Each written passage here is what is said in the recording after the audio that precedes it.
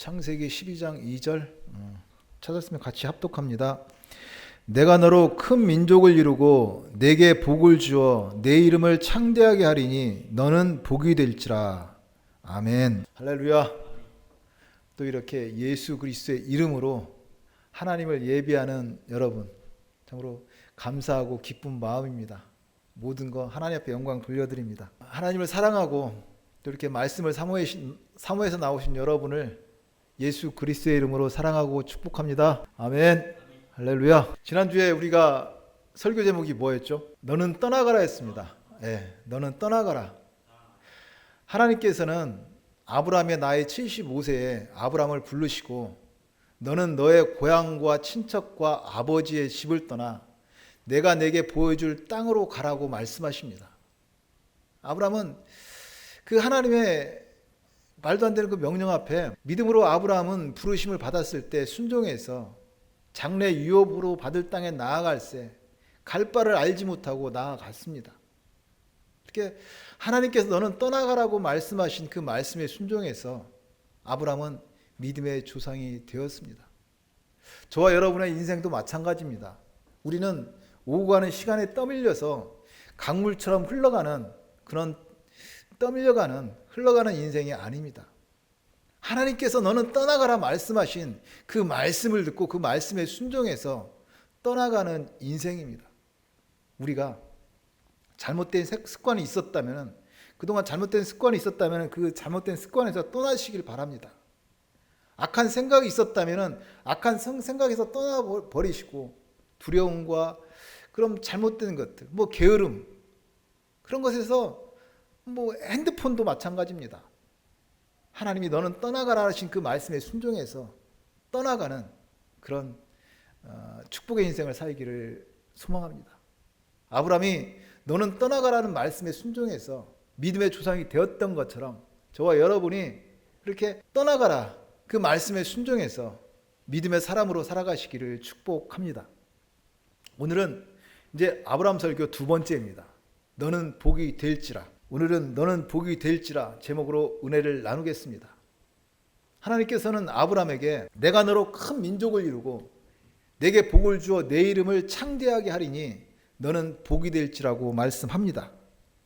아브라함에게 너는 복이 될지라고 말씀하신 하나님, 아브라함에게 너는 복이 될지라 말씀하신 하나님이 우리의 아버지십니다. 그 하나님은 여러분에게 너는 복이 될지라고 말씀하고 계십니다. 하나님은 다른 사람이 아니잖아요. 어떤 왕이 아니면 길 가다가 어떤 아저씨가 나한테 너는 복이 될지라 하신 것이 아니라 천지를 창조하신 하나님께서 너는 복이 될지라고 말씀하십니다. 도대체 하나님께서 너는 복이 될지라고 하셨다면은 하나님께서 도대체 우리에게 무슨 복을 주시려는지 그 기대를 가지고 오늘 이 예배 시간 은혜를 받기를 소망합니다. 하나님은 태초에 천지를 창조하시고 보시기에 좋았더라고 말씀하십니다. 한번 생각해 보세요. 하나님께서 천지를 창조하시고 보시기에 좋았더라고 말씀하셨다면 그것은 하나님의 축복입니다. 하나님께서는 축복하시기 위해서 천지를 창조하셨다는 말씀입니다. 인간을 창조하시고도 마찬가지입니다. 하나님은 당신의 형상대로 사람을 창조하시고 하나님이 그들에게 축복하시고 그들에게 이르시되 생육하고 번성하여 땅에 충만하라. 땅을 정복하라. 바다의 물고기와 하늘을 나는 새와 땅에 움직이는 모든 생물을 다스리라 하시니라. 하나님의 천지 창조도 축복이었고 또 하나님이 인간을 창조하신 목적도 축복이었습니다. 그렇다면 말입니다. 오늘 이 자리에 여러분을 불러 모으신 것, 내가 부르지 않고는 한 사람도 내 앞에 올 자 없다고 하신 하나님께서 오늘 여러분을 이 자리에 불러 모으셨습니다. 여러분의 발걸음을 인도해서 여러분 여기에 나오셨습니다. 그러면은 여기에 나오신 이유, 하나님께서 부르신 목적, 하나님의 축복입니다. 오늘 이 예배를 통해서 하나님이 내게 말씀하셨잖아요. 하나님 여러분에게 말씀하신 거예요. 너는 복이 될지라고 말씀하십니다. 도대체 하나님께서 우리에게 무슨 복을 주시려고 너는 복이 될지라고 말씀하시는지 그 기대를 가지고 오늘 예배를 통해서 너는 복이 될지라 말씀하시는 그 하나님의 음성을 듣기를 축복합니다. 오늘 본문에 하나님께서 아브라함을 부르시고 너는 복이 될지라 말씀하시면서 세 가지 복을 축복하셨습니다. 1절에 보면은 내가 내게 보여줄 땅으로 가라고 말씀하십니다. 내가 내게 보여줄 땅으로 가라. 땅의 복입니다. 그리고 두 번째, 너로 큰 민족을 이루고, 큰 민족을 이루겠다는 민족의 복입니다. 세 번째는 내가 내게 복을 주고 내 이름을 창대케 하리니, 이름을 창대케 하게 주겠다고 말씀하고 있습니다. 그러니까 하나님께서 오늘 아브라함에게 약속하신 축복을 세 가지로 살펴본다면은 땅의 복, 민족의 복, 그리고 이름의 복입니다. 그것은 보면은 인간 아브라함이 받은 축복이 아닙니다. 아브라함이 믿음으로 받은 복입니다. 다시 말씀드려서 우리가 믿음으로 받는 복입니다. 땅의 복, 민족의 복, 축복의 이름의 복입니다. 우리가 믿음으로 하나님께 받는 복, 그 땅의 복, 민족의 복, 이름의 복이 무엇인지 살펴보겠습니다. 첫째, 하나님의 복. 첫째는 땅의 복입니다. 너는 복이 될지라 말씀하신 하나님, 내가 내게 보여줄 땅으로 가라고 말씀하고 계십니다. 하나님은 아브라함에게 우상이 만연한 그 갈대아 우르에서 너는 나와, 너는 내 거룩한 백성이야. 그래서 보여줄 땅으로 가라고 말씀하십니다. 내가 보여줄 땅으로 가라고 말씀하신 그 하나님, 그 말씀은 단순하게 어떤 공간적인 땅을 말씀하지 않습니다. 뭐 토지나 흙으로 된 그 땅이 아니라, 그러니까 갈대아 우르 거기서 나와서 너는 내가 보여줄 땅으로 가라. 그 말씀을 다시 말씀드려서 구별하겠다는 말씀입니다. 거룩한 하나님의 백성으로 그 우상이 만연한 갈대아 우르에서 너는 내 백성이니까 나오라는 얘기입니다. 다시 말씀드려서 하나님께서 함께 하시는 것, 하나님의 통치가 이루어지는 땅, 그 거룩한 땅, 내가 너무 함께 하겠다고 하나님께서는 그 아브라함을 불러내고 계십니다. 바로 하나님께서 함께 하시고 하나님의 통치가 이루어지는 그 거룩한 땅, 그것은 다시 말씀드린다면 오늘 우리가 그리스도 예수 아래에서 누리는 하나님의 나라입니다. 그래서 육신으로 세상에 오신 예수님도 그 믿음의 백성들이 받을 복을 이야기하면서 땅의 복을 얘기합니다. 예수님이 산상수훈 8복에서 말씀하셨습니다. 온유한 자는 복이 있나니 그들이 땅을 기업으로 받을 것이며, 온유한 자는 복이 있나니 그들이 땅을 기업으로 받는다고 예수님께서 땅을 말씀하고 있습니다. 땅의 복을 말씀합니다. 근데 온유한 자라는 것은 단순하게 마음이 순진하고 착한 사람이 아닙니다. 하나님을 사랑하고 말씀에 순종하는 자, 하나님을 사랑하고 말씀을 순종하는 그 온유한 자가 받는 복, 땅의 복을 얘기합니다. 그것은 바로 그리스도 예수 안에 누리는 하나님의 나라입니다. 우리는 비록 육신의 옷을 입고 이 땅에 이 역사의 시간을 살아가지만 그리스도 예수 안에서 하나님의 나라를 사는 사람들입니다. 우리의 신앙이 어디에서 무엇을 하며 어떻게 살지라도 그 하나님의 나라를 살 줄 아는, 하늘의 평화를 누릴 줄 아는 그 신앙의 실력이 있기를 바랍니다. 우리는 그렇게 이 땅에서 그리스도 예수 안에서 하나님의 나라를 살다가 그날이 오면은 하나님 부르시는 그날이 오면은 예수님 손잡고 실제적으로 임하는 하나님의 나라, 천국에 가는 사람입니다. 우리가 너는 복이 될지라, 하나님께서 우리에게 그 땅을 복으로 약속하셨습니다. 그 참 복을 누릴 줄 아는, 그 복을 누리며 살아가는 모두가 되시기를 소망합니다. 두 번째, 하나님의 복은 민족의 복입니다. 너는 복이 될지라 말씀하신 하나님, 내가 너로 큰 민족을 이루어 주시겠다고 말씀합니다. 내가 너로 큰 민족을 이루게 하시겠다고 말씀하신 하나님. 근데 우리가 이 말씀 생각하면서 지금 하나님께서 아브라함에게 이야기할 때 아브라함의 나이가 75세입니다. 다 늙은 할아버지 같은 아브라함에게 내가 너로 큰 민족을 이루어 주시겠다고 말씀합니다. 그 말씀 하시려면은 좀 젊었을 때나 진작에 얘기해서 아들을 좀 많이 낳게 한든지 뭐가 있어야지. 다 늙은 할아버지, 이제는 아무것도 없는 그 아브라함에게 찾아와서 내가 너로 큰 민족을 이루어 주시겠다고 말씀하십니다. 이 말씀을 들은 아브라함의 심정은 어땠을까요? 아브라함은 그렇지만 그 하나님의 말씀을 듣고 자신의 상태를 바라보지 않았습니다. 자신의 환경을 바라보지 않았습니다. 자신의 처지가 그럴지라도, 환경이 그럴지라도, 자식 하나 없는 그런 환경일지라도 그는 하나님의 말씀을 듣고 하나님을 바라봤어요. 믿음의 주 온전까지 주님을 바라봤다는 말입니다. 그래서 그것을 로마서는 다음과 같이 말씀합니다. 로마서 4장 18절입니다. 아브라함이 바랄 수 없는 중에 바라고 믿었으니 이는 내 후손이 이 같으리라 하신 말씀대로 많은 민족의 조상이 되게 하려 하심이라. 그가 100세나 되어 자기 몸이 죽은 것 같고 사라의 태가 죽은 것 같음을 알고도 믿음이 약하여지지 아니하고 믿음이 없어 하나님의 약속을 의심하지 않고 믿음으로 견고하여져서 하나님께 영광을 돌리며 약속하신 그것을 또한 능히 이루실 줄을 확신하였으니 그러므로 그것이 그에게 의로 여겨졌느니라. 아브라함은 그 상황 가운데서도 자기의 처지나 자신의 환경을 바라보지 않았습니다. 자기 생각을 의지하지 않고 오직 말씀에 의지하여 온전히 순종해서 믿음의 조상이 되었습니다. 믿음의 조상 아브라함, 너는 복이 될지라. 결국 복의 조상이 되었습니다. 근데 말입니다, 하나님은 그렇게 준 100세 낳은 아들, 10수년이 흐른 그 후에 다시 아브라함을 부르시고 너의 아들 독자 이삭을 번제로 드리라고 말씀하십니다. 100세나 낳은 독자 아들입니다. 아니 주시지나 말든지요. 그것을 또 번제로 드리라고는 하나님 말씀. 그렇지만 아브라함은 거기에 온전히 순종합니다.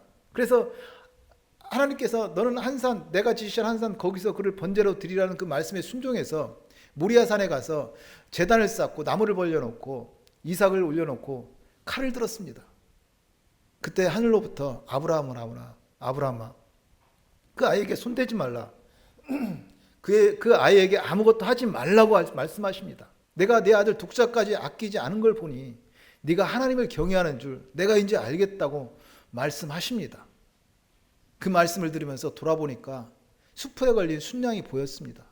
그래서 그 순양을 이삭을 대신하여 아브라함은 번제로 드렸습니다. 이삭을 대신하여 순양을 번제로 드린 것, 그것은 이삭을 드린 것과 마찬가지입니다. 이처럼 모리아산에서 말씀에 순종하여 이삭을 번제로 드린 하나님, 이 아브라함, 그렇게 믿음이 되었고 그 아들 이삭은 일생을 통해서 하나님의 거룩한 축복의 사람이었던 것을 우리가 알 수가 있습니다.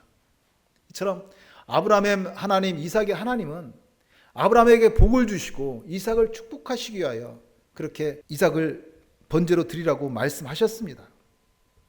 이 모리아산에서 이삭을 번제로 드린 사건으로 하나님은 너는 복이 될지라, 하나님은 너는 복이 될지라 그 말씀하신 그 하나님의 인감도장을 확 찍어주신 것 같아요. 그러니까 하나님께서 너는 복이 될지라고 말씀하시고 계약서를 써주시고 하나님께서 인감도장을 거기다 꽉 찍어주셨어요.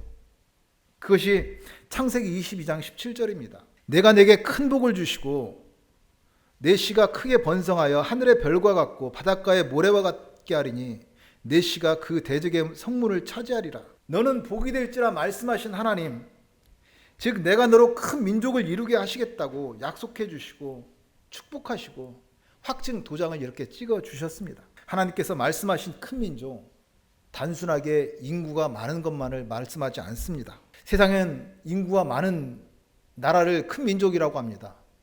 경제나 국방력이 강한 나라를 큰 민족이라고 합니다. 그러나 한번 생각해 보세요. 세상에 영원한 것이 무엇입니까? 세상에 무엇이 영원합니까? 무엇이 하나님보다 큽니까? 참으로 큰 민족. 그것은 하나님과 함께하는 민족입니다. 하나님이 함께하는 민족. 그것이 참 큰 민족이라고 할 수 있습니다. 하나님을 왕으로 삼고 하나님이 통치하는 그 하나님의 통치가 이루어지는 나라, 참 큰 민족입니다. 하나님의 약속을 붙잡고 하나님이 함께하는 민족입니다. 내가 너로 큰 민족을 이루어 주시겠다는 하나님의 말씀, 내가 너와 함께하여 너를 내 백성 삼겠다는 그 말씀입니다. 그러므로 큰 민족은 단순히 인구가 많은, 숫자가 많은 민족이 아닙니다. 경제나 국방력이 큰, 강한 그런 민족이 아닙니다. 하나님께서 함께하는 민족. 다시 말씀드려서 단 한 사람이라도 내가 하나님과 함께 한다면 그것은 큰 민족입니다. 여러분 큰 민족입니까? 예, 맞습니다. 여러분이 하나님과 함께 한다면 여러분은 큰 민족입니다. 하나님 약속의 말씀을 붙잡고 그리고 순종하여 나가고 하나님의 뜻이 이루어지고 하나님의 통치가 여러분의 삶 가운데 이루어진다면 여러분이야말로 큰 민족입니다.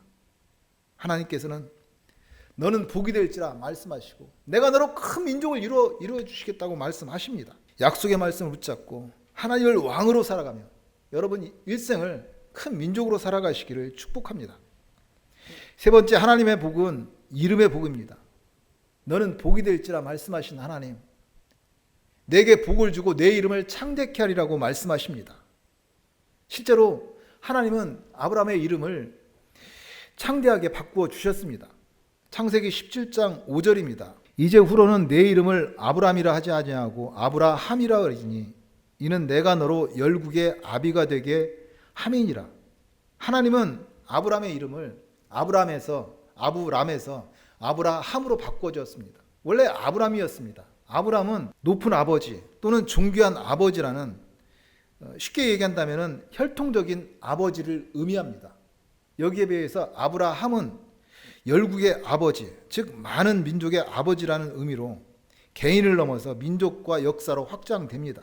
그러므로 아브라함은 인간의 이름이었고 거기에 반해서 아브라함은 하나님이 부르시는 이름이었습니다. 너는 복이 될지라 아브라함을 부르시고 축복하신 하나님, 아브라함의 이름을 그 아브라함에서 아브라함으로 이렇게 바꾸어 주시고 창대케 해주신 것을 우리가 알 수가 있습니다. 호랑이는 죽어서 가죽을 남기고 사람은 죽어서 이름을 남긴다고 합니다.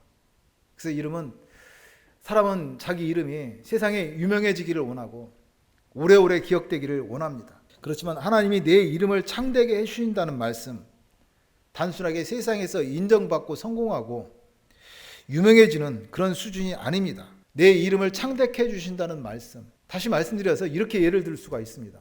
저는 김씨입니다. 제가 왜 김씨예요? 우리 아버지가 김씨니까 저도 김씨입니다. 단순하게 아들은 아버지의 성을 따라갑니다. 그렇듯이 이름을 창대케 해주신다는 말씀, 하나님이 너는 내 백성이야, 당신의 자녀 삼으시겠다는 말씀입니다. 그러므로 세상에서 가장 창대하게 된 사람, 예수 믿고 구원받은 여러분입니다. 세상에서 가장 귀하고 보배로운 이름이 있다면 예수 믿는 사람입니다.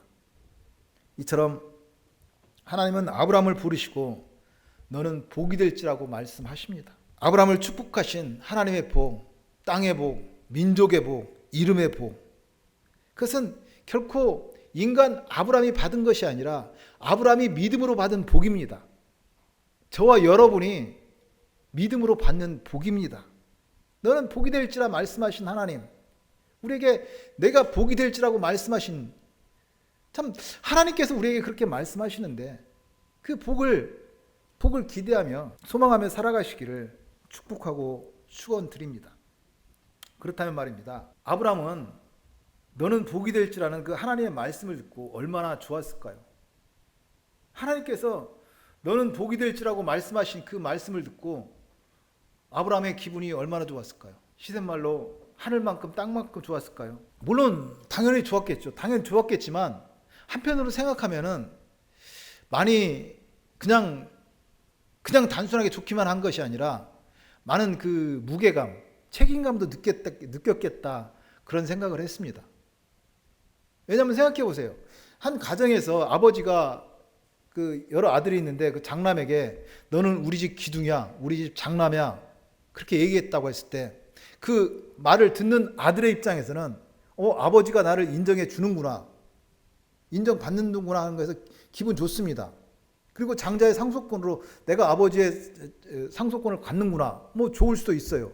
그렇지만 또 한편으로 생각해 보면은 집안을 책임져야 된다는 그 무게감, 그것이 힘든 책임감으로 다가올 수도 있습니다. 다시 말해서 오늘 아브라함에게 하나님께서 말씀하실 때 너는 복이다, 너 복받아라 말씀하지 않았습니다.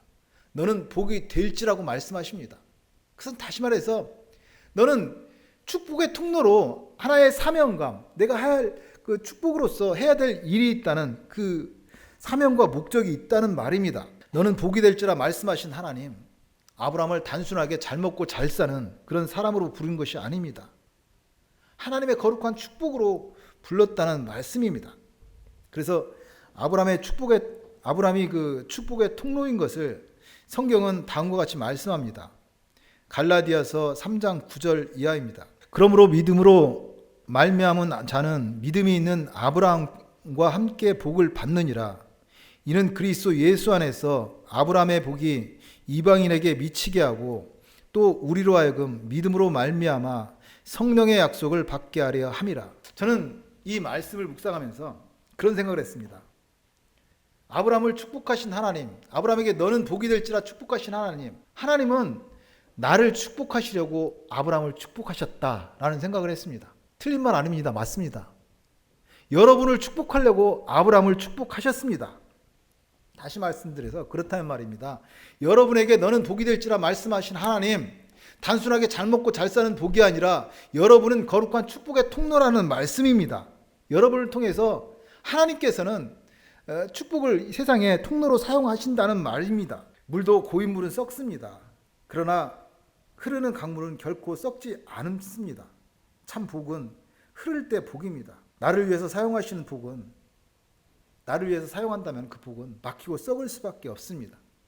그래서 하나님께서는 우리를 축복하기 위해서 아브라함을 축복하셨고, 우리를 또한 축복하신 이유는 세상의 거룩한 축복의 통로로 사용하신다는 말씀입니다. 그래서 우리를 축복하시고 그 축복의 통로로 삼으시고 우리에게 선물로 주신 것이 사랑입니다. 사랑으로 거룩한 하나님의 축복의 통로로 사시기를 축복합니다. 저와 여러분은 말입니다. 우리는 하나님의 말씀이 성경을 읽고 듣고 묵상하면서 하나님의 음성을 듣습니다. 그래서 성경은 하나님의 편지라고 얘기할 수 있습니다. 하나님께서 내가 너를 사랑한다. 그런 하나님의 사랑의 편지라고 할 수 있습니다. 그렇다면 우리가 성경을 통해서 성경을 읽고 듣고 묵상하면서 하나님의 음성을 듣는다면 세상 사람은 어떻게 하나님을 만날 수 있을까요? 세상 사람이 하나님을 만나는 것은 여러분들을 보고 예수 믿습니다. 그런 의미에서 제가 드리고 싶은 말씀은 성경이 하나님의 사랑의 편지라면 여러분은 세상에 보낸 하나님의 사랑의 편지라는 말씀입니다. 아브라함을 축복의 통로로 세우시고 여러분을 축복했던 것처럼 축복의 통로인 여러분을 통해서 하나님은 세상에 편지를 쓰셨습니다. 그래서 성경에도 고린도후서는 성도를 하나님이 세상에 쓴 사랑의 편지라고 말씀합니다. 고린도후서 3장 3절입니다. 너희는 우리로 말미암아 나타난 그리스도의 편지니 이는 먹으로 쓴 것이 아니요 오직 살아계신 하나님의 영으로 쓴 것이며 또 돌판에 쓴 것이 아니요 오직 육의 마음판에 쓴 것이라. 제가 거룩한 축복의 통로, 편지, 이 말씀을 드리는 것은 너희는 거룩한 축복의 통로다. 너는 복이 될지어다. 이것을 편지로 한번 설명드리고 싶어서 말씀드렸습니다. 편지로 한번 그것을 설명해 보겠습니다. 하나님께서는 천지를 창조하시고 세상 만물에 편지를 쓰셨습니다. 그 세상 어디를 둘러봐도 하나님의 사랑과 신성이 드러나지 않는 곳이 없습니다. 마치 물건을 보면은 그 물건을 만든 사람을 우리가 알 수가 있습니다. 특별히 그 음악이나 미술 같은 예술품 보면은 그것을 만든 사람의 성품을 파악할 수가 있습니다. 마찬가지로 자녀를 보면서 우리는 하나님을, 그 세상을 창조하신 하나님의 성품을 미루어 짐작할 수 있다는 말씀입니다. 하나님이 창조하신 세상, 하나님의 편지입니다.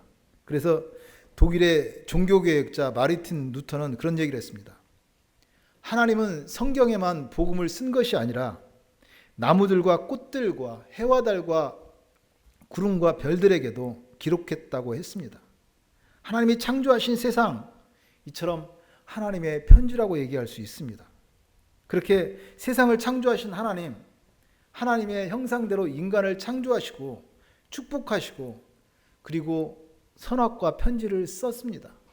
선악과는 하나님의 편지입니다. 선악과는 우리 단순하게 생각해서 힘들게 하냐 어렵게 하냐 뭐 그렇게 접근할 수 있는데, 만약에 한번 선악과가 없었다면 우리는 하나님과 아무런 상관도 없는 사람입니다.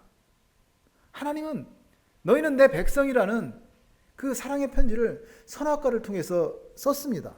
근데 어떻게 했어요? 인간은 하나님이 쓰신 선악과 편지를 순종하지 못하고 무시해버렸습니다. 그럼에도 불구하고 하나님께서는 선악과 죄악을 지른 인간을 가죽옷을 입혀서 입히고 그들의 죄와 허물을 덮어 주셨습니다. 그 하나님 430년 애굽의 종살이에서 신음하는 하나님의 백성들을 기적 같은 은혜로 출애굽시키고 시내산에서 언약을 하십니다. 너희는 나의 백성이라고 하나님의 백성으로 살아갈 그 율법과 계명과 규례들을 말씀하시고 친히 돌판에 대표되는 십계명을 편지를 써서 주셨습니다. 그걸 가지고 광야 40년을 지나서 가나안 땅에 들어간 이스라엘 백성들, 그 하나님의 편지를 깨트려 버렸습니다. 우상 숭배와 음란으로 말미암아 그 편지를 깨트려 버리게 되었습니다. 결국 하나님은 구약의 율법과 선지자를 통하여 여러 부분과 여러 모양으로 말씀하시고 편지를 쓰신 하나님, 마지막에는 어떻게 했어요? 친히 인간의 몸을 입고 세상에 편지가 되어서 오셨습니다. 예수님은 하나님의 사랑의 편지입니다. 하나님께서 쓰신 마지막 사랑의 편지가 예수님입니다. 그래서 그것을 히브리서는 이렇게 얘기합니다. 옛적의 선지자들을 통하여 여러 부분과 여러 모양으로 말씀하신 하나님께서 이 모든 날 마지막에는 아들을 통하여 말씀하셨으니 이 아들을 만유의 상속자로 세우시고 또 그로 말미암아 모든 세계를 지으셨다고 말씀합니다. 예수님은 하나님 사랑의 편지의 마지막입니다. 하나님의 마지막 편지. 이제 하나님의 편지는 더 이상 없습니다. 그래서 예수 믿어야 한다는 말입니다. 그 편지를 가슴에 새긴 제자들이 있었습니다. 시몬 베드로를 비롯하여 그의 형제 안드레, 세베대의 아들 야고보와 요한, 빌립과 바돌로메, 도마와 세리마테, 알페와 아들 야고보와 다데오, 가나나인 시몬.